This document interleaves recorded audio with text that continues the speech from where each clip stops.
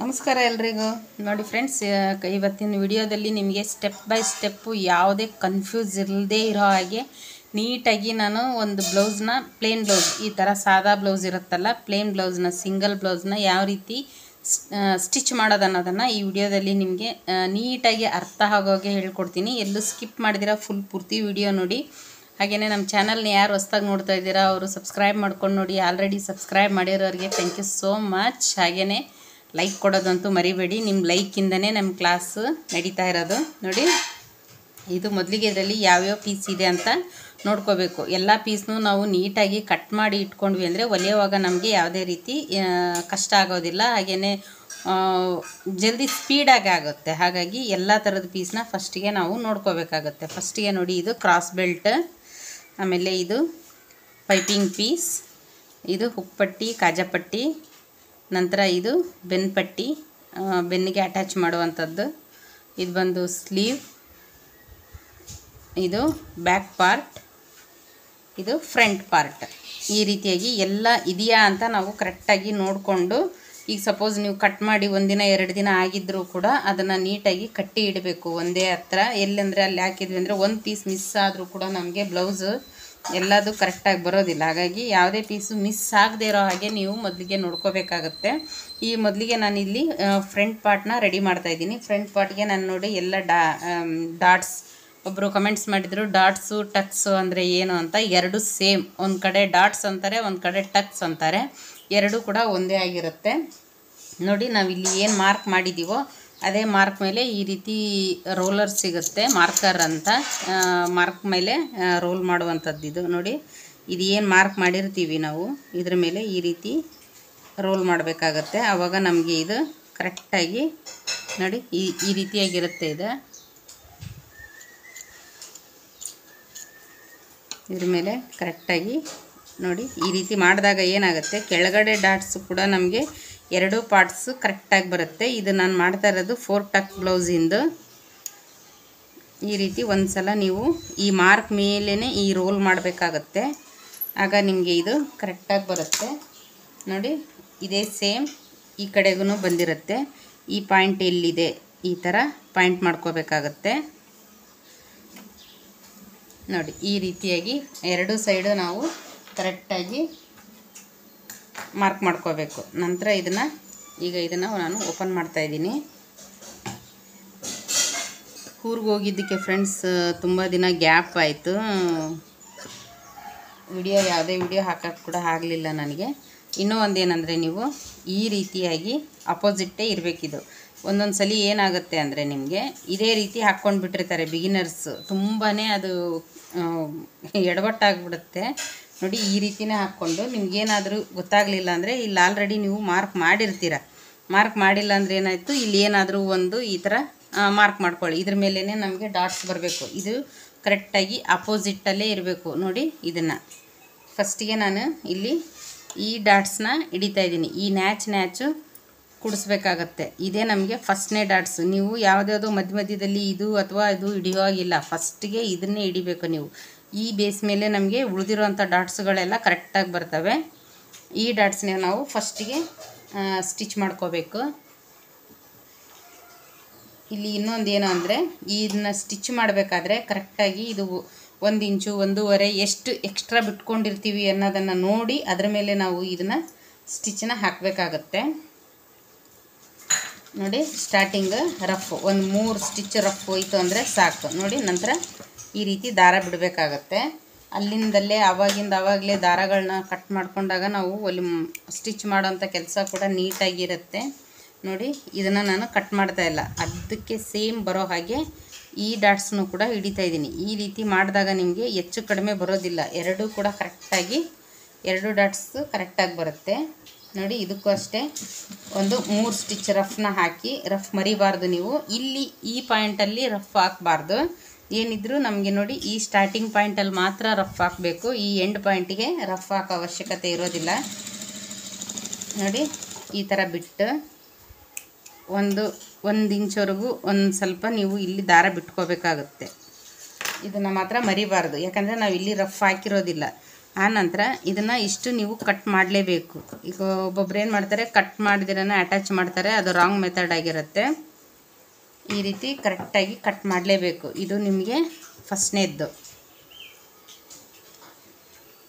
ನಂತರ ಬಂದು ಎರಡನೇ ಡಾಟ್ಸ್. ನಾವು ಇದನ್ನು ಹಿಡಿದ ಮೇಲೆ ಈ ಬೇಸ್ ಮೇಲೆ ಇದನ್ನು ನಾವು ಈ ಡಾಟ್ಸ್ನ ತೊಗೋಬೇಕಾಗತ್ತೆ. ನೋಡಿ, ಈ ರೀತಿ ನೀವು ಮಾರ್ಕ್ ಮಾಡ್ಕೊಂಡಿಲ್ಲ ಅಂದ್ರೂ ನಿಮಗೆ ಇದು ಈಸಿಯಾಗಿ ಅರ್ಥ ಆಗುತ್ತೆ. ಈ ಡಾಟ್ಸ್ ಒಂದು ಕರೆಕ್ಟಾಗಿ ಬಂತು ಅಂದರೆ ಬ್ಲೌಸ್ ಎಲ್ಲ ನೀಟಾಗಿ ಬರುತ್ತೆ, ಯಾವುದೇ ಪ್ರಾಬ್ಲಮ್ ಬರೋದಿಲ್ಲ. ಈ ಡಾಟ್ಸಲ್ಲಿ ನಾವೇನಾದರೂ ತಪ್ಪು ಮಾಡಿದ್ವಿ ಅಂದರೆ ನೀವು ಎಷ್ಟೇ ನೀಟಾಗಿ ಹೊಲಿದ್ರೂ ಕೂಡ ಅದು ಬ್ಲೌಸು ಸರಿ ಇರೋದಿಲ್ಲ. ನೋಡಿ, ಇದು ಏನಿದೆ ಇದಕ್ಕೆ ನಮಗೆ ಈ ಡಾಟ್ಸ್ ಅನ್ನೋದು ಬರಬೇಕು. ಇದಕ್ಕೂ ಅಷ್ಟೇ ನಾನು ಸ್ಟಾರ್ಟಿಂಗು ನೋಡಿ, ಇದು 1/4 ಇಂಚು ಈ ಪ್ರೆಷರ್ ಪುಟ್ ಏನಿದೆ ಇದ್ರ ಮಾರ್ಜಿನ್ನಿಗೆ ನಾವು ಸ್ಟಾರ್ಟಿಂಗ್ನ ಇಟ್ಕೋಬೇಕಾಗತ್ತೆ. ಅದೇ ರೀತಿ 3 ಸ್ಟಿಚ್ ರಫ್ ಹಾಕ್ಕೊಂಡು ಈ ರೀತಿ ಮಾಡಬೇಕು.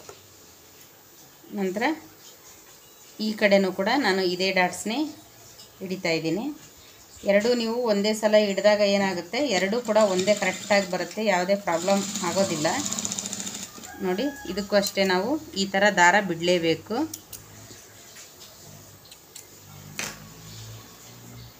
ನೋಡಿ, ಈ ಡಾಟ್ಸ್ನ ನಾವು 3ನೇದ್ದು ಇದನ್ನು ಹಿಡಿಬೇಕಾದ್ರೆ ನಾವು ಏನು ಮಾಡಬೇಕು, ಈ ರೀತಿ ಹಿಡ್ಕೋಬೇಕು. ನೋಡಿ, ನಾನು ಇದನ್ನು ನಿಮಗೆ ಆಲ್ರೆಡಿ ನಾನು ಇದನ್ನು ಕಟ್ ಮಾಡುವಾಗಲೂ ಕೂಡ ಯಾವ ರೀತಿ ಅಂತ ಹೇಳಿಕೊಟ್ಟಿದ್ದೀನಿ. ನೋಡಿ, ಈ ರೀತಿಯಾಗಿ ಹಿಡಿಬೇಕು ಇದನ್ನು. ನಂತರ ಸೇಮ್ ರಫ್ ಅಂತೂ ಮರಿಲೇಬಾರ್ದು, ರಫ್ ಹಾಕಲೇಬೇಕು. ಈ ರೀತಿ ಡಾಟ್ಸ್ ಹಿಡಿಯುವಾಗ ನಮಗೆ ಇಲ್ಲಿ ಅಗಲ ಬಂದಿದೆ, ಇಲ್ಲಿ ಬರ್ತಾ ಬರ್ತಾ ಫುಲ್ಲು ಎಂಡಿಗೆ ಬಂದಿದೆ, ಈ ರೀತಿಯೇ ಬರಬೇಕು ಅದು. ಈಗ ನಾನು ಸೇಮ್ ಅದೇ ರೀತಿ ನೋಡಿ ಯಾವ ರೀತಿ ಹಿಡ್ಕೊತೀನಿ ಅಂತ ಈ ರೀತಿ ಹಿಡ್ಕೋಬೇಕು. ಏನೇ ಕನ್ಫ್ಯೂಸ್ ಇದ್ದರೂ ಫ್ರೆಂಡ್ಸ್ ಆದಷ್ಟು ನನಗೆ ಕಮೆಂಟ್ ಮಾಡಿ ತಿಳಿಸಿ. ನೋಡಿ, ಈಗ ಇದನ್ನು ನಾನು ಕಟ್ ಮಾಡ್ಕೊತಾ ಇದ್ದೀನಿ.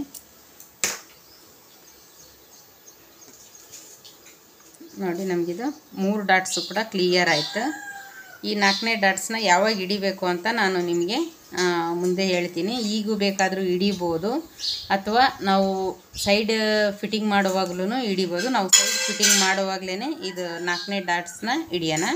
ಈಗ ಇದು ಕಂಪ್ಲೀಟ್ ಆಯಿತು. ಇದಾದಮೇಲೆ ಫಸ್ಟಿಗೆ ನಾವು ಬ್ಲೌಸ್ಗೆ ಡಾಟ್ಸ್ ಹಿಡ್ದಿದ್ದೀವಿ. ಇದಾದ ನಂತರ ನಾವೇನು ಮಾಡಬೇಕು, ಕ್ರಾಸ್ ಬೆಲ್ಟ್ನ ಅಟ್ಯಾಚ್ ಮಾಡ್ಕೋಬೇಕು. ನೋಡಿ, ಈ ರೀತಿಯಾಗಿರುತ್ತೆ. ಇದು ನಾನು ಡಬಲ್ನ ತೊಗೊಂಡಿದ್ದೀನಿ, ಬಟ್ಟೆ ಸ್ವಲ್ಪ ಜಾಸ್ತಿ ಉಳಿದಿತ್ತು, ಹಾಗಾಗಿ ಇದನ್ನು ನಾನು ಜಾಸ್ತಿ ತೊಗೊಂಡಿದ್ದೀನಿ.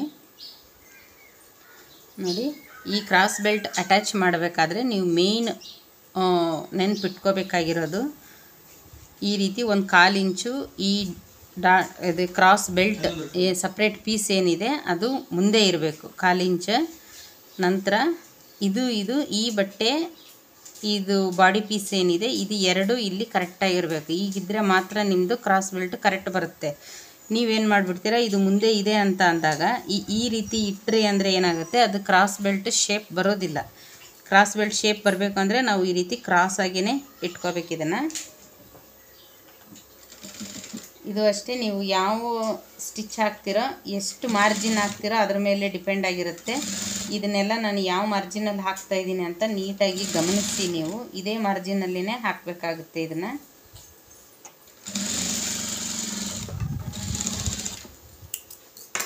ನೋಡಿ ಎಷ್ಟು ಮಾರ್ಜಿನಿಗೆ ಹಾಕಿದ್ದೀನಿ. ಈ 2 piece cross belt piece body piece ಏನಿದೆ ಎರಡು ಕರೆಕ್ಟಾಗಿರಬೇಕು. ನೋಡಿ, ಈ ಫಸ್ಟಿಂದ ಹಿಡಿದು ಈ ಲಾಸ್ಟ್ವರೆಗೂ ಒಂದೇ ಲೆವೆಲ್ ಸ್ಟಿಚ್ ಇರಬೇಕು. ಈ ರೀತಿ ಅಂಕು ಡೊಂಕಾಗಿಲ್ಲ, ಹಾಕುವಾಗಿಲ್ಲ.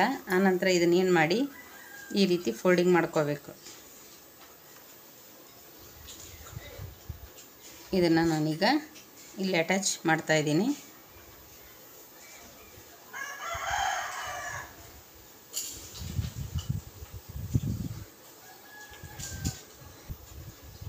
ಇದನ್ನೇ ಈಗ ಇದೇ ಥರ ಸೇಮ್ ತೊಗೋಬೇಕು ನಾವು ಈ ಕಡೆನೇ.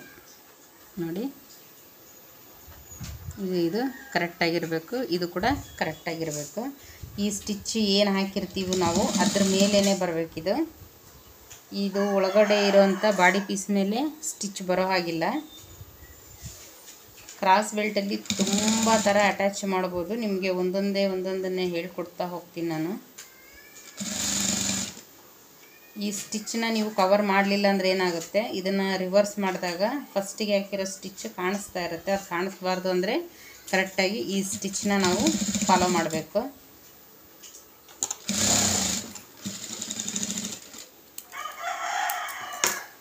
ನೋಡಿ, ಈ ಸೈಡಿಂದ ಈಗ ಇದನ್ನು ರಿವರ್ಸ್ ಮಾಡ್ತಾಯಿದ್ದೀನಿ.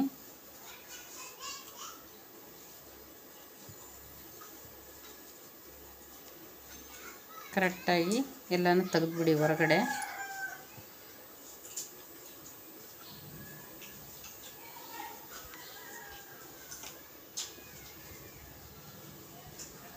ನೋಡಿ, ಇಲ್ಲೂ ಕೂಡ ಇದೇ ರೀತಿ ಕಾಣಿಸ್ತಾ ಇದೆ, ನಮಗೆ ಇಲ್ಲೂ ಕೂಡ ಇದೇ ರೀತಿ ಕಾಣಿಸ್ತಾ ಇದೆ. ಎಲ್ಲೂ ಸ್ಟಿಚ್ ಅನ್ನೋದು ಕಾಣಿಸ್ತಾ ಇಲ್ಲ. ನೋಡಿ, ಈ ರೀತಿಯಾಗಿ ಬಂದರೆ ಪರ್ಫೆಕ್ಟಾಗಿ ಬ್ಲೌಸು ಫ್ರಂಟ್ ಪಾರ್ಟು ರೆಡಿ ಆಗುತ್ತೆ. ಈಗ ನಾನು ಇದೇ ರೀತಿ ಇದನ್ನು ಕೂಡ ಅಟ್ಯಾಚ್ ಮಾಡ್ಕೊತೀನಿ.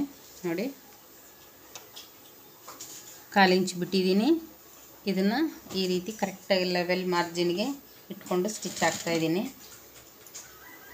ಸ್ಟಾರ್ಟಿಂಗ್ ಇದು ಸ್ವಲ್ಪ ನಿಮಗೆ ಕನ್ಫ್ಯೂಸ್ ಆದರೂ ಒಂದು ಸಲ 2 ಸಲ ಗಮನ ಇಟ್ಟು ನೋಡಿ, ಖಂಡಿತ ಅರ್ಥ ಆಗುತ್ತೆ.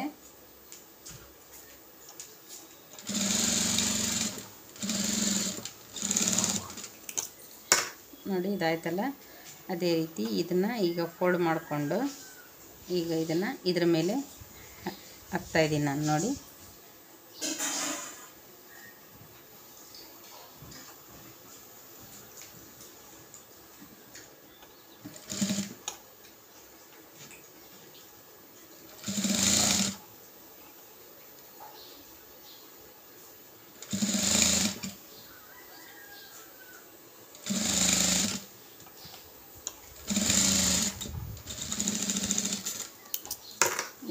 ಇದನ್ನು ರಿವರ್ಸ್ ಮಾಡ್ತಾಯಿದ್ದೀನಿ ನಾನು.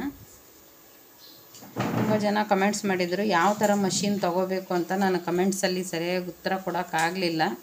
ನೀವು ನಿಮ್ಮ ಯಾವ ಥರ ನೀವು ಸ್ಟಿಚ್ ಮಾಡ್ತೀರ ಅನ್ನೋದ್ರ ಮೇಲೆ ನೀವು ಮಷಿನ್ ತೊಗೋಬೋದು. ಫಿಕೋ ಮಷಿನ್ ತೊಗೊಂಡ್ರೆ ಅದರಲ್ಲಿ ಸ್ಟಿಚಿಂಗು, ಜಿಗ್ಜಾಗು, ಫಿಕೋ ಫಾಲ್ಸ್ ಎಲ್ಲದೂ ಇರುತ್ತೆ. ಆದರೆ ಸ್ಟಿಚಿಂಗಿಗೆ ನೀಟಾಗಿ ಸ್ಟಿಚ್ ಏನೋ ಬರುತ್ತೆ, ಸ್ಪೀಡ್ ಆಗೋದಿಲ್ಲ. ಸಿಂಗಲ್ ಮಷಿನ್ ತೊಗೊಂಡ್ರೆ ನೀವು ನಿಮ್ಮ ಮನೆ ಪೂರ್ತಿ ಅಂದರೆ ನಿಮ್ಮ ಮನೆ ಅಷ್ಟೇ ನಂದಷ್ಟೇ ಸ್ಟಿಚ್ ಮಾಡ್ಕೊತೀನಿ ಅನ್ನೋ ಆಗಿದ್ದರೆ ನೀವು ಸಿಂಗಲ್ ಮಷಿನ್ ತೊಗೋಬೋದು. ಇಲ್ಲ ನಾನು ಇದನ್ನು ಸ್ವಲ್ಪ ಕೆಲವೊಂದಷ್ಟು ಬಟ್ಟೆಗಳನ್ನ ಕೂಡ ನಾನು ಬೇರೆಯವ್ರದ್ದು ಸ್ಟಿಚ್ ಮಾಡೋ ಥರ ಇದ್ದೀನಿ ಅನ್ನೋ ಹಾಗಿದ್ದರೆ ನೀವು ಡಬಲ್ ಮಷಿನ್ ಕೂಡ ತೊಗೋಬೋದು.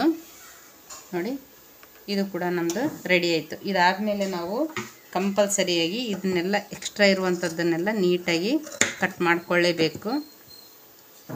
ಹಾಗೆ ಬಿಟ್ಬಿಟ್ರೆ ಏನಾಗುತ್ತೆ, ಅದು ನಮಗೆ ಫಿನಿಶಿಂಗ್ ಮಾಡುವಾಗ ತುಂಬಾ ಅಡ್ಡ ಬರ್ತಾ ಇರುತ್ತೆ. ಈ ಥರ ವೇಸ್ಟ್ ಪೀಸ್ ಎಲ್ಲ ನೋಡಿ ಈ ರೀತಿಯಾಗಿ ಕಟ್ ಮಾಡ್ಕೋಬೇಕು. ನಾನು ಆಲ್ರೆಡಿ ಕಟಿಂಗ್ ವಿಡಿಯೋ ಹಾಕಿದ್ದೀನಿ, ಯಾರು ನೋಡಿಲ್ಲ ಅದನ್ನು ನೋಡಿ. ನೀವು ಕ್ಲಾಸ್ 1 ನೋಡಿ, ಎಲ್ಲ ವಿಡಿಯೋಗಳು ನಮ್ಮ ಚಾನಲಲ್ಲಿದೆ.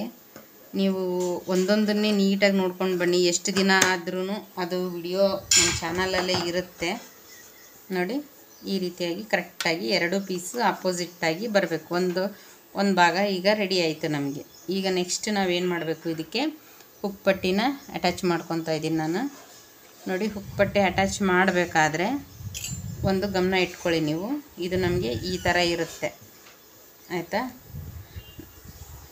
ನೋಡಿ, ನಾವು ಬ್ಲೌಸ್ನ ಈ ಥರ ಹಾಕ್ಕೊಂಡಾಗ ನಮಗೆ ಇದೇನಾಗುತ್ತೆ, ಇದು ಬಲಗಡೆ ಭಾಗಕ್ಕೆ ಬರುತ್ತೆ, ಇದು ಎಡಗಡೆ ಭಾಗಕ್ಕಿರುತ್ತೆ. ಎಡಗಡೆ ಭಾಗ ಇರೋ ಕಡೆ ಏನು ಮಾಡಬೇಕು, ನೀವು ಈ ರೀತಿ ಡಬಲ್ ಫೋಲ್ಡಿಂಗಲ್ಲಿ ಇಟ್ಕೋಬೇಕಾಗುತ್ತೆ. ನೋಡಿ, ಎಡಗಡೆ ಬರೋ ಕಡೆ ಇದನ್ನು ಕರೆಕ್ಟಾಗಿ ಮಡಚಬೇಕು. ಇಲ್ಲಿ ಕೂಡ ನಾವು ಒಂದೇ ಈವನ್ನಾಗಿ ಬಟ್ಟೆ ಇಟ್ಕೋಬೇಕು. ಇದನ್ನು ಕಟ್ ಮಾಡಿದಿರ ಉಪ್ಪಟ್ಟಿ ಕಾಜಾಪಟ್ಟಿ ಅಟ್ಯಾಚ್ ಮಾಡೋ ಹಾಗಿಲ್ಲ. ಇದು ಕೂಡ ಕರೆಕ್ಟಾಗಿರ್ಬೇಕು. ಇಲ್ಲಿ ನೋಡಿ,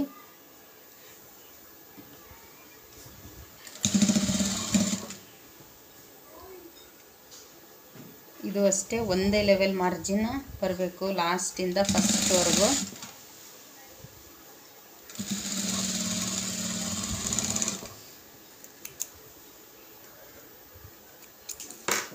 ನೋಡಿ, ನಂತರ ಇದನ್ನು ನಾವು ಈ ರೀತಿ ರಿವರ್ಸ್ ಮಾಡಬೇಕು. ಈ ಕಚ್ಚಾ ಪೀಸ್ ಎಕ್ಸ್ಟ್ರಾ ಈ ಸ್ಟಿಚ್ ಮಾಡಿರೋಂಥ ಪೀಸ್ ಮಾರ್ಜಿನ್ ಏನಿದೆ ಇದ್ರ ಮೇಲೆ ಸ್ಟಿಚ್ ಬರಬೇಕು. ನೋಡಿ, ಈ ರೀತಿ ಅಷ್ಟೇ ತಿರುಗಿಸಿ ನಾವು ಇದ್ರ ಮೇಲೆ ಮೇಲ್ವಲಿಗೆನ ಹಾಕ್ಕೋಬೇಕಾಗತ್ತೆ. ನೋಡಿ, ಈ ಮೇಲೊಲಿಗೆ ಅಂದರೆ ನಾವು ಏನು ಮಾಡಬೇಕು, ಫುಲ್ಲು ಈ ಕೊನೆಗೆ ಹಾಕಬಾರ್ದು. ಒಂದು ಪಾಯಿಂಟ್ ಅಂತೀವಲ್ಲ, ಒಂದು ಪಾಯಿಂಟಷ್ಟು ಇಷ್ಟು ಬಿಟ್ಟು ನಾವು ಮೇಲೊಲಿಗೆನ ಹಾಕಬೇಕು. ಇದು ನಿಮಗೆ ಕರೆಕ್ಟಾಗಿ ಬರುತ್ತೆ.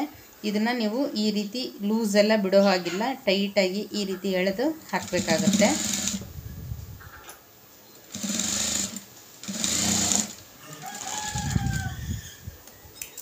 ಒಂದೊಂದು ಸೈಡು ಲೆಫ್ಟು ರೈಟು ಚೇಂಜ್ ಮಾಡ್ತಾ ಇರ್ತಾರೆ, ಸಿಂಗಲ್ ಪಟ್ಟಿ ಡಬಲ್ ಪಟ್ಟಿ. ನಿಮ್ಮ ಸೈಡ್ ಯಾವ ರೀತಿ ಇರುತ್ತೋ ಅದೇ ರೀತಿ ಕೂಡ ಸ್ಟಿಚ್ ಮಾಡ್ಕೋಬೋದು. ನೋಡಿ, ಇದು ಎಕ್ಸ್ಟ್ರಾ ಇರೋವಂಥ ಪೀಸ್ ಮೇಲೆ ನಾನು ಹಾಕಿದ್ದೀನಿ ಈಗ ಮೇಲೊಲಿಗೆನ. ಈಗ ಇದನ್ನು ನಾನು ಕರೆಕ್ಟಾಗಿ ಇಲ್ಲಿ ಹಿಂಗೆ ಫೋಲ್ಡಿಂಗ್ ಮಾಡ್ತೀನಿ.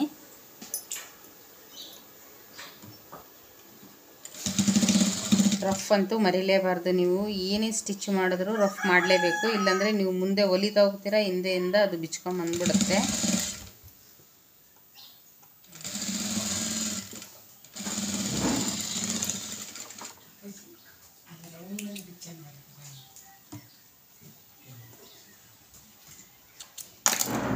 ನೋಡಿ, ಈ ರೀತಿ ಬರುತ್ತೆ ಇದು. ಈಗ ಇದನ್ನು ಎಕ್ಸ್ಟ್ರಾ ಇರುವಂಥದ್ದನ್ನು ಕಟ್ ಮಾಡ್ಕೊಳ್ಳೋಣ. ಫಸ್ಟಿಗೆ ನೀವು ಈ ಪೀಸ್ನ ಎಕ್ಸ್ಟ್ರಾ ಇದೆ ಇದು ಅಂತ ಕಟ್ ಮಾಡಬಾರ್ದು. ಇದು ಎಲ್ಲ ಫುಲ್ ಫಿನಿಶಿಂಗ್ ಆದಮೇಲೆ ನಾವು ಇದನ್ನು ಕಟ್ ಮಾಡಬೇಕು. ನೋಡಿ, ನಂತರ ಇದು ಬಲಗಡೆ ಸೈಡ್ ಇದೆ. ಈ ಬಲಗಡೆ ಸೈಡ್ ಇರೋದನ್ನು ಈ ರೀತಿ ಉಲ್ಟಾ ಮೇಲೆ ಹಾಕಬೇಕು. ಉಲ್ಟಾ ಹಾಕ್ಕೊಂಡು ನೋಡಿ, ಇದಕ್ಕೆ ಇಲ್ಲಿ ಅಂಚು ಪೀಸ್ ಬಂದಿದೆ. ಅಂಚು ಪೀಸ್ ಇಲ್ಲ ಅಂದರೆ ನಾವು ಡಬಲ್ ಫೋಲ್ಡಿಂಗಲ್ಲಿ ಕೂಡ ಇದನ್ನು ಸ್ಟಿಚ್ ಮಾಡ್ಬೋದು. ಕರೆಕ್ಟಾಗಿ ಇದನ್ನು 1 ಇಂಚ್ವರೆಗೂ ಕೆಳಗಡೆ ಫೋಲ್ಡಿಂಗ್ ಮಾಡಿಕೊಂಡು ಇದ್ರ ಮೇಲೆ ಸ್ಟಿಚ್ ಹಾಕ್ತಾಯಿದ್ದೀನಿ. ಇದು ಬಲಗಡೆ ಸೈಡು ಸಿಂಗಲ್ ಪಟ್ಟಿ. ನೆನ್ಪಿಟ್ಕೊಳ್ಳಿ, ಎಡಗಡೆಗೆ ನಮಗೆ ಡಬಲ್ ಪಟ್ಟಿ ಬರುತ್ತೆ, ಸಿಂಗಲ್ ಪಟ್ಟಿ ಬಲಗಡೆ ಸೈಡ್ ಬರುತ್ತೆ. ಇದೇ ಬಿಗಿನರ್ಸ್ಗೆ ಕನ್ಫ್ಯೂಸ್ ಆಗೋದು.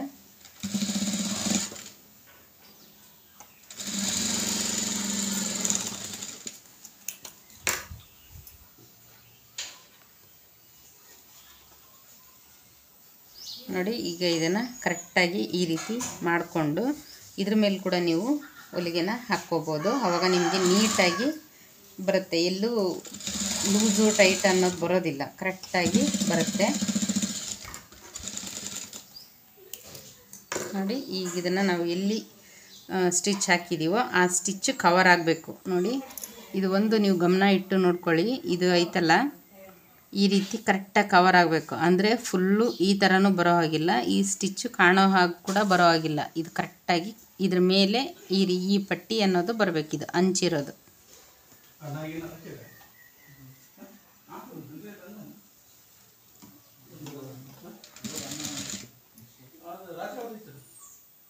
ನೋಡಿ, ಒಂದು 1/4 ಇಂಚು ಸ್ಟಾರ್ಟಿಂಗು, ಯಾಕೆಂದರೆ ನಾವಿಲ್ಲಿ ಪೈಪಿಂಗ್ ಅಟ್ಯಾಚ್ ಮಾಡೋದಕ್ಕೆ ಬೇಕು. ಹಾಗಾಗಿ 1/4 ಇಂಚ್ವರೆಗೂ ನಾವು ಇದನ್ನು ಬಿಟ್ಟು ಈ ರೀತಿ ಕರೆಕ್ಟಾಗಿ ಇಟ್ಕೊಂಡು ಇದನ್ನು ಲಾಕ್ನ ನಾವು ರೆಡಿ ಮಾಡ್ಕೋಬೇಕು.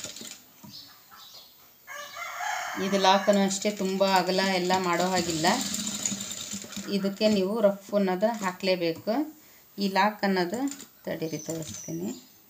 ನೋಡಿ, ಇದನ್ನು ಸ್ಟಿಚ್ ಕವರ್ ಆಗಬೇಕಿದು.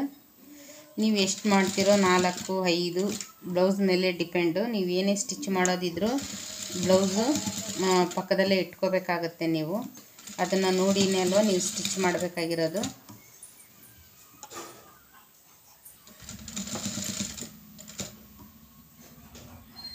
ಒಂದೇ ಮಾರ್ಜಿನಲ್ಲಿ ಇರಬೇಕು ಇವೆಲ್ಲ ಹುಕ್ಸಿನ ಲಾಕ್ಗಳು.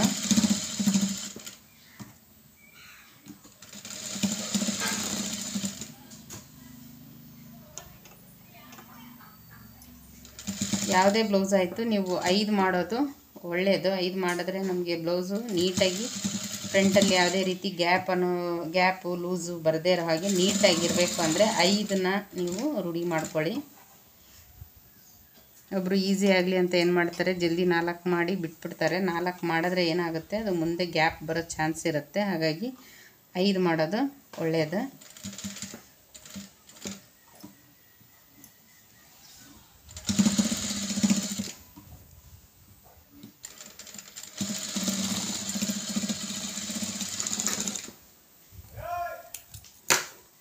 ನೋಡಿ ಫ್ರೆಂಡ್ಸ್, ಇದು ಏನಿದೆ ಇದು ಒಂದು ಸ್ಟಿಚ್ಚು ಈ ಬಾಡಿ ಪೀಸ್ ಮೇಲೆ ಬಂದು ಹೋಗಬೇಕಿದು ನೋಡಿ. ಆವಾಗ ಏನಾಗುತ್ತೆ, ನಮಗೆ ಉಕ್ಸು ಕರೆಕ್ಟಾಗಿ ಕುತ್ಕೊಳ್ಳುತ್ತೆ. ಅದು ಇಲ್ಲಾಂದರೆ ಏನಾಗುತ್ತೆ, ಈ ರೀತಿ ಅಂದಾಗ ನಮಗೆ ಉಕ್ಸು ಕರೆಕ್ಟಾಗಿ ಕುತ್ಕೊಳ್ಳಲ್ಲ ಆ ಜಾಗಕ್ಕೆ. ಹಾಗಾಗಿ ಆದಷ್ಟು ಒಂದು ಸ್ಟಿಚ್ಚು ಈ ಬಾಡಿ ಮೇಲೆ ಒಂದೇ ಸ್ಟಿಚ್ಚು ಬಂದು ಹೋದರೆ ನೀಟಾಗಿ ರೆಡಿ ಆಗುತ್ತೆ.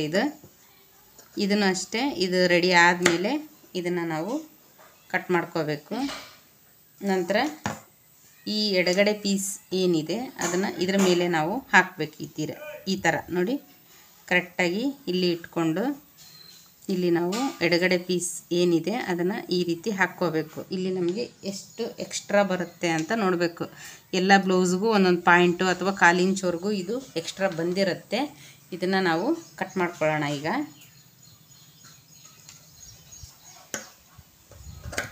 ಇಲ್ಲಾಂದರೆ ನಾವು ಹಾಗೆ ಪೈಪಿಂಗ್ ಅಟ್ಯಾಚ್ ಮಾಡಿದ್ವಿ ಅಂದರೆ ಏನಾಗುತ್ತೆ, ಅದು ಹೆಚ್ಚು ಕಡಿಮೆ ಆಗಿಬಿಡುತ್ತೆ ಆಮೇಲೆ. ಹಾಗಾಗಿ ಇದನ್ನು ಮರೀದೀರ ಇದನ್ನು ನೋಡಿನೇ ನೀವು ಪೈಪಿಂಗ್ ಮಾಡಬೇಕಾಗುತ್ತೆ. ನೋಡಿ, ಈಗಿದು ಕರೆಕ್ಟಾಗಿ ಬಂದಿದೆ. ಎಲ್ಲೂ ಗ್ಯಾಪ್ ಅನ್ನೋದು ಬರೋದಿಲ್ಲ, ಏನಿಲ್ಲ, ಕರೆಕ್ಟಾಗಿ ರೆಡಿಯಾಗಿದೆ. ಫ್ರಂಟ್ ಪಾರ್ಟು ಫುಲ್ಲು ರೆಡಿಯಾಗಿದೆ. ಈಗ ಇದಕ್ಕೆ ನಾವು ಬ್ಯಾಕ್ ಪಾರ್ಟ್ನ ತಗೊಳ್ಳೋಣ. ಬ್ಯಾಕ್ ಪಾರ್ಟು ನೋಡಿ ಎಲ್ಲ ನೀಟಾಗಿ ನಾನು ಕಟ್ ಮಾಡಿ ರೆಡಿ ಇಟ್ಟಿದ್ದೀನಿ. ನಿಮಗೆ ಒಂದು ತೋರ್ಸೋಕ್ಕೆ ಅಂತ ಒಂದು ಬ್ಲೌಸ್ನ ನಾನು ಕಟ್ ಮಾಡಿದ್ದೆ, ಅದು ಅರ್ಜೆಂಟ್ ಇತ್ತು ಅಂತ ಅವತ್ತೇ ಸ್ಟಿಚ್ ಮಾಡಿಬಿಟ್ಟೆ. ಅದನ್ನು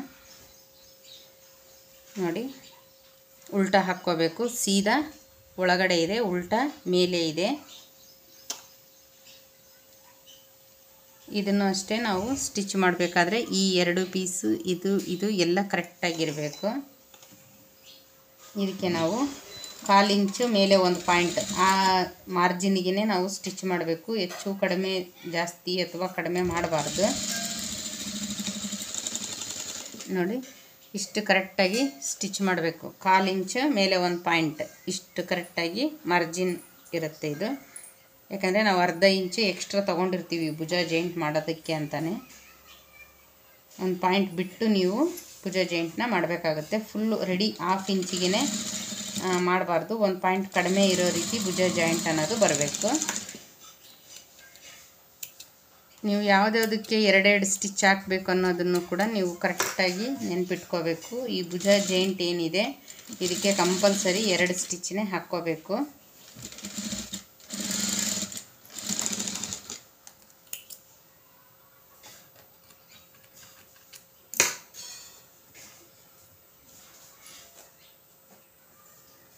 ನೋಡಿ, ಇಷ್ಟು ಇದು 2 ಪೀಸು ಕರೆಕ್ಟಾಗಿರಬೇಕು. ನೋಡಿ, ಈಗಿದೆ ಎಲ್ಲ ರೆಡಿಯಾಗಿದೆ.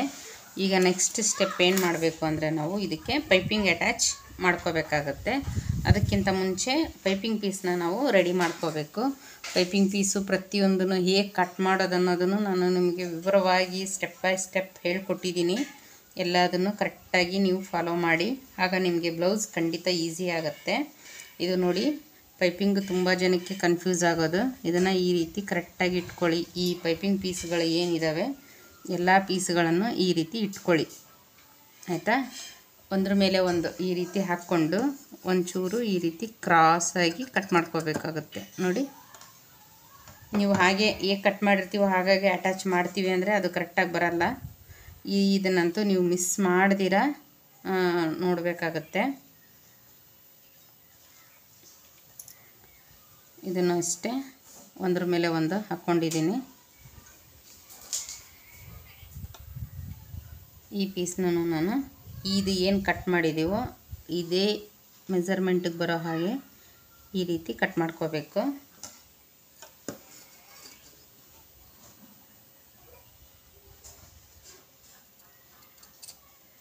ನೋಡಿ, ಆವಾಗ ಎಲ್ಲೂ ನಮಗೆ ಪೈಪಿಂಗ್ದು ಪ್ರಾಬ್ಲಮ್ ಆಗೋದಿಲ್ಲ, ಕರೆಕ್ಟಾಗಿ ಬರುತ್ತೆ. ಈಗ ಇದನ್ನು ಒಂದಕ್ಕೊಂದು ಪೀಸು ಅಟ್ಯಾಚ್ ಮಾಡ್ಕೊಳ್ಳೋಣ. ನೋಡಿ, ಇದು ಈ ರೀತಿ ಕ್ರಾಸ್ ಆಗಿರುವಂಥದ್ದು ಇದು ಈ ಕಡೆ ಬರಬೇಕು, ಪ್ಲಸ್ ಇಂಟು ಟೈಪ್ ಬರಬೇಕಿದು. ನೋಡಿ,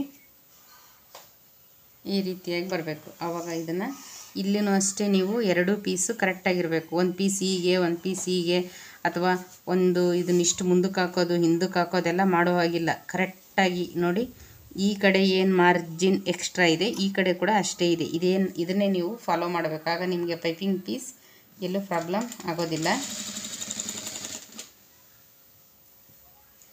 ಈಗ ನೋಡಿ, ಇದು ಒಂದು ಪೀಸ್ ಅಟ್ಯಾಚ್ ಆಗಿದೆ ಅಲ್ಲ, ಇದನ್ನೇ ನಾವು ಹೀಗೆ ಹಾಕ್ಕೋಬೇಕು. ಈ ಕಡೆ ಹಾಕ್ಕೊಂಡು ಸೇಮ್ ಅದೇ ಥರ ಈ ರೀತಿ ಇರೋದನ್ನು ಈ ರೀತಿ ಉಲ್ಟಾ ಹಾಕ್ಕೋಬೇಕಿಲ್ಲಿ. ಇದು ತುಂಬಾ ಇಂಪಾರ್ಟೆಂಟು ನಿಮಗೆ. ಯಾಕೆಂದರೆ ಒಂದು ಪೈಪಿಂಗ್ ಬ್ಲೌಸಲ್ಲಿ ಪೈಪಿಂಗ್ ಎಷ್ಟು ನೀಟಾಗಿದೆ ಅನ್ನೋದ್ರ ಮೇಲೆ ನಮಗೆ ಬ್ಲೌಸ್ಗಳು ಬರೋದು. ನೀವೆಲ್ಲ ನೀಟಾಗಿ ಕಟಿಂಗ್ ಮಾಡಿ ಸ್ಟಿಚಿಂಗ್ ಮಾಡಿ ಪೈಪಿಂಗ್ ಒಂದು ನೀವು ಹಾಳು ಮಾಡಿದ್ರಿ ಅಂದರೆ ಖಂಡಿತ ಪೈಪಿಂಗ್ ನೀಟಾಗಿ ಮಾಡಲ್ಲ ಅವರು ಅನ್ನೋ ಹಾಗೆ ಆಗುತ್ತೆ. ಹಾಗಾಗಿ ಪೈಪಿಂಗ್ನ ಆದಷ್ಟು ಕರೆಕ್ಟಾಗಿ ಸ್ಟಿಚ್ ಮಾಡೋದನ್ನು ರೂಢಿ ಮಾಡ್ಕೋಬೇಕು. ನೋಡಿ, ಇದು ಕೂಡ ಅಷ್ಟೇ, ಎಷ್ಟು ಮಾರ್ಜಿನ್ಗೆ ಹಾಕಿದ್ದೀನಿ 2 ಪೀಸು ಲೆವೆಲ್ಲಾಗಿ ಕರೆಕ್ಟಾಗಿರಬೇಕು. ಆನಂತರ ನೋಡಿ ಈ ರೀತಿಯಾಗಿ ಬರುತ್ತೆ ಅದು. ಈಗ ನಾವು ಇದನ್ನೇನು ಮಾಡಬೇಕು, ಒಂದು ಸೈಡ್ ಇಷ್ಟಕ್ಕೆ 1/4 ಇಂಚಿಗೆ ನಾವು ಇದನ್ನು ಫೋಲ್ಡಿಂಗ್ನ ಮಾಡ್ಕೋಬೇಕು. ನೋಡಿ 1/4 ಇಂಚಿಗೆ ನಾನಿಲ್ಲಿ ಫೋಲ್ಡಿಂಗ್ ಮಾಡ್ತಾಯಿದ್ದೀನಿ. ಒಂದು ಸೈಡ್ ಮಾತ್ರ 1/4 ಇಂಚಿಗೆ ಫೋಲ್ಡಿಂಗ್ ಮಾಡ್ಕೊಳ್ಳೋದು.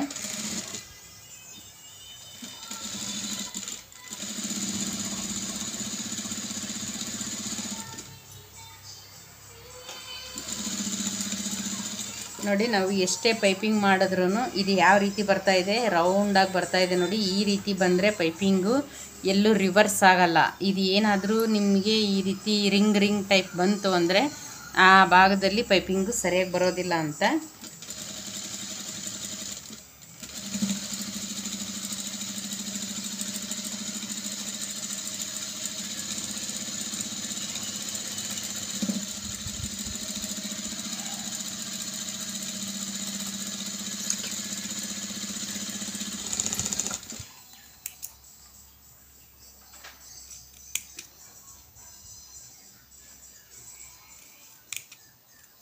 ನೋಡಿ, ಎಲ್ಲೂ ಕೂಡ ರಿಂಗ್ ಬಂದಿಲ್ಲ.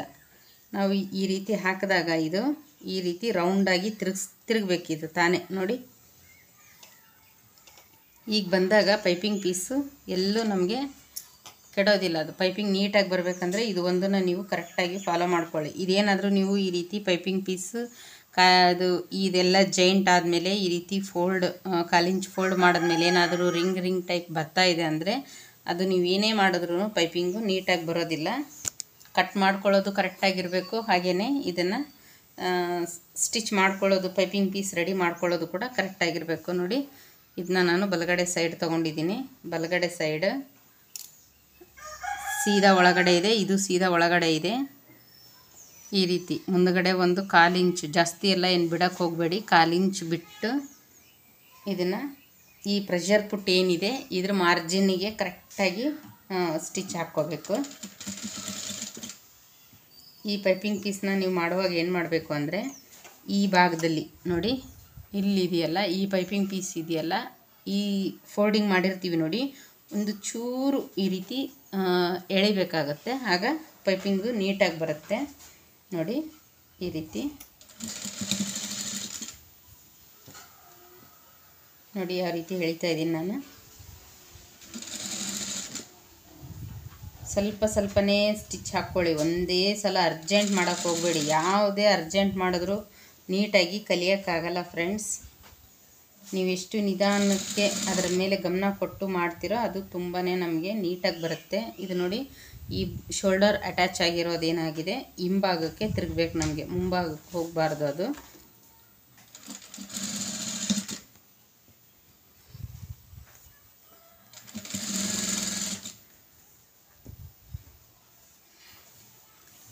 ನೋಡಿ, ಈ ರೌಂಡ್ ಇರೋ ಕಡೆನೂ ಅಷ್ಟೇ ನಾವು ನೀಟಾಗಿ ಪೈಪಿಂಗ್ನ ಮಾಡಬೇಕು. ಈ ಪೀಸ್ನ ಒಂಚೂರು ಈ ರೀತಿ ಎಳಿಬೇಕು ಅಂದರೆ ತುಂಬ ಎಲ್ಲ ಏನು ಎಳೆಯೋ ಆಗಿಲ್ಲ. ಒಂಚೂರು ಈ ಜಾಯಿಂಟ್ ಇರೋ ಕಡೆ ಒಂದು ಸ್ವಲ್ಪ ನೀಟಾಗಿ ನೋಡಿಕೊಂಡು ಕೇರ್ಫುಲ್ಲಾಗಿ ಸ್ಟಿಚ್ ಹಾಕಿ. ಇದು ಎರಡು, ಈ ಪೈಪಿಂಗ್ ಪೀಸ್ ಹಾಗೆಯೇ ಈ ಬಾಡಿ ಪೀಸ್ ಏನಿದೆ ಇದ್ರ ಎರಡು ಈ ಹಿಂಗೆ ಹಿಡ್ಕೊಂಡು ಹಾಕೋ ಅಂಥ ಮಾರ್ಜಿನ್ ಆಯಿತು ಅಥವಾ ಎರಡೂ ಬಟ್ಟೆ ಲೆವೆಲ್ ಆಗಿರಬೇಕಿಲ್ಲಿ.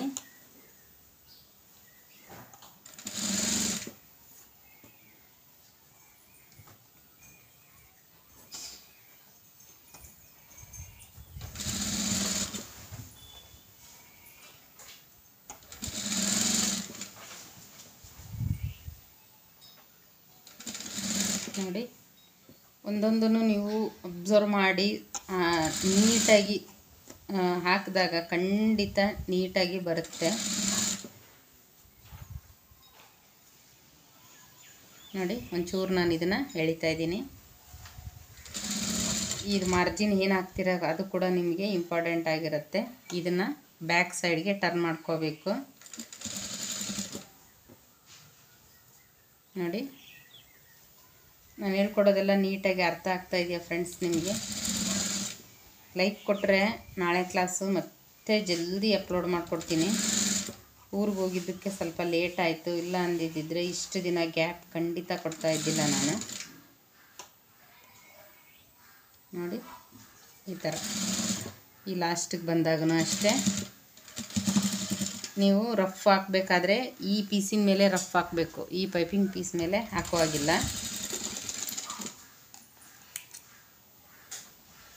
ನೋಡಿ, ನಂತರ ಇದನ್ನೇನು ಮಾಡಬೇಕು, ಇದೇ ರೀತಿ ಸೇಮ್ 1/4 ಇಂಚಿಗಷ್ಟೇ ಬಿಟ್ಟು ಕಟ್ ಮಾಡ್ಕೊತಾ ಇದ್ದೀನಿ. ನೋಡಿ, ಎಲ್ಲಿ ನೋಡಿದ್ರೂ ನಮಗೆ ಒಂದೇ ಲೆವೆಲ್ಗೆ ಸ್ಟಿಚ್ ಇರಬೇಕು. ಎಕ್ಸ್ಟ್ರಾ ಮಾರ್ಜಿನ್ ಅನ್ನೋದು ಜಾಸ್ತಿ ಹೆಚ್ಚು ಕಡಿಮೆ ಎಲ್ಲ ಮಾಡೋ ಹಾಗಿಲ್ಲ. ಇಲ್ಲಿ ಪೈಪಿಂಗ್ ಪೀಸ್ನ ನಾವು ಯಾವ ರೀತಿ ಅಟ್ಯಾಚ್ ಮಾಡ್ಕೊತೀವೋ ಪೈಪಿಂಗ್ ಕೂಡ ಅಷ್ಟೇ ನೀಟಾಗಿ ಬರುತ್ತೆ ಫ್ರೆಂಡ್ಸ್. ಈ ವಿಡಿಯೋ ಇಲ್ಲಿಗೆ ಲಾಂಗ್ ಆಯಿತು ಅಂತ ಅನ್ನಿಸ್ತಾ ಇದೆ ನನಗೆ. ಇದರ ಮುಂದಿನ ಭಾಗ ನಾನು ನೆಕ್ಸ್ಟ್ ವಿಡಿಯೋದಲ್ಲಿ ಅಪ್ಲೋಡ್ ಮಾಡಿಕೊಡ್ತೀನಿ ಫ್ರೆಂಡ್ಸ್. ಎಲ್ಲೂ ಸ್ಕಿಪ್ ಮಾಡಿದಿರ ಆ ವಿಡಿಯೋ ಕೂಡ ನೋಡಿ. ಇದೇ ರೀತಿ ನಿಮಗೆ ಸ್ಟೆಪ್ ಬೈ ಸ್ಟೆಪ್ಪು ಕಂಪ್ಲೀಟಾಗಿ ಒಂದು ಬ್ಲೌಸ್ ಹೇಗೆ ರೆಡಿ ಮಾಡೋದು ಅನ್ನೋದನ್ನು ನಾನು ನಿಮಗೆ ಹೇಳ್ಕೊಡ್ತಾ ಇರೋದು. ಆದಷ್ಟು ಎಲ್ಲ ವಿಡಿಯೋಗಳನ್ನ ನೋಡಿ ಟೈಲರಿಂಗ್ ಕಲಿಬೇಕು ಅಂತ ಅಂದ್ಕೊಂಡಿರೋರಿಗೆ ಫ್ರೆಂಡ್ಸ್ ನಮ್ಮ ವಿಡಿಯೋಗಳನ್ನ ಆದಷ್ಟು ಶೇರ್ ಮಾಡಿ. ನಿಮ್ಗೆ ಹೇಗೆ ಅನ್ನಿಸ್ತು, ಅರ್ಥ ಆಯಿತಾ ಅನ್ನೋದನ್ನು ನನಗೆ ಕಮೆಂಟ್ ಮಾಡಿ ತಿಳಿಸಿ ಫ್ರೆಂಡ್ಸ್.